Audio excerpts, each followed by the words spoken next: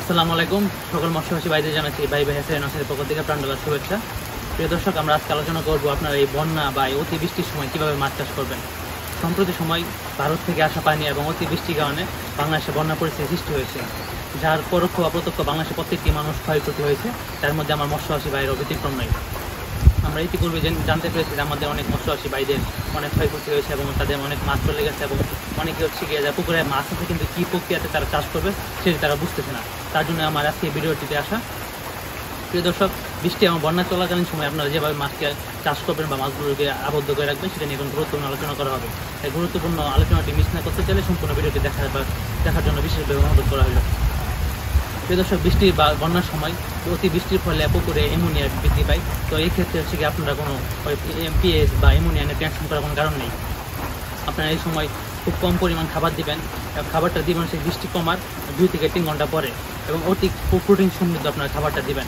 মনে রাখবেন, অতিরিক্ত খাবার হলে মাছের ক্ষতি হবে বেশি, কারণ একটি মাছ মনে করেন সাপোজ যেহেতু এই 2-1 দিন না খেলে মাছ বা মানুষ মরে না, কিন্তু অতিরিক্ত খাবারের ফলে পথ হজম বা বিভিন্ন কারণে মাছগুলো মারা যেতে পারে। তাই আপনারা কম খাবার দিবেন এবং অতি প্রোটিন সমৃদ্ধ খাবারটা দিবেন। খাবারের সাথে ভিটামিন সি মিশিয়ে দিবেন, যার ফলে থেকে মাছ বজ্রপাত বা প্রতিকূল পরিবেশে নিজেকে টিকিয়ে রাখতে পারে। এই সময় হচ্ছে গিয়ে গুরুত্বপূর্ণ যে ব্যাপারটি সেটি হচ্ছে গিয়ে আপনারা পুকুরের পাড় শক্তভাবে মেরামত করবেন। যদি আপনাদের পুকুরের পাড় শক্তভাবে মেরামত করা না সুযোগ থাকে এখন, তা সেক্ষেত্রে হচ্ছে গিয়ে চারদিকে নেটিং সিস্টেম করে দেবেন যাতে পুকুরে পাড় ভেঙে না যায়। আর আরেকটি সিস্টেম করতে হবে, যেটি হচ্ছে গিয়ে যে অন্য পুকুরে পানি বা এই বন্যার পানি বা বৃষ্টির পানি যেন পুকুরে না আসতে পারে সেদিকে আপনাদের লক্ষ্য রাখতে হবে। কারণ যদি ময়লা পানি আসে তাহলে সেক্ষেত্রে আপনার পুকুরে ক্ষতি হতে পারে।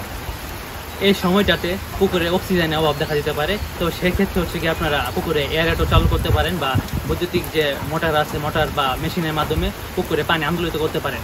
যেহেতু অনেক এলাকাতে বিদ্যুৎ নেই, সেক্ষেত্রে হচ্ছে কি আপনারা বাজার থেকে বিভিন্ন অক্সিজেন ট্যাবলেট কিনে সেগুলো প্রয়োগ করতে পারেন। তবে টেনশনের কিছু নেই, ধৈর্য ধরতে হবে এবং এই পরিস্থিতি মোকাবেলা করতে হবে। আর ইতিমধ্যেই যাদের ক্ষয়ক্ষতি হয়েছে, ভাই মৎস্য নাসিরের পরিবার প্রত্যেক অতীতেও ছিল, বর্তমানে আছে এবং ভবিষ্যতেও আছে। আমরা সবসময় প্রান্তিক পর্যায়ে চাষি থেকে শুরু করে সকল মৎস্যচাষী ভাইদের পাশে রয়েছে।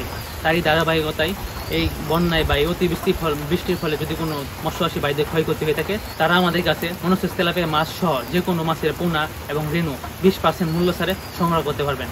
তাই ভিডিওটি দীর্ঘায়িত করলাম না। আমাদের পরবর্তী ভিডিও আসার আগ পর্যন্ত আপনারা সকলে ভালো থাকেন, সুস্থ থাকেন, সকলে সুস্বাস্থ্য এবং সুদীর্ঘ আয়ু কামনা করে ভিডিওটি এখানে শেষ করতে যাচ্ছি। বিদায়ের আগে আবারও বলছি, আগে নিজের প্রাণ বাঁচান এবং তারপর মাছ চাষ করুন।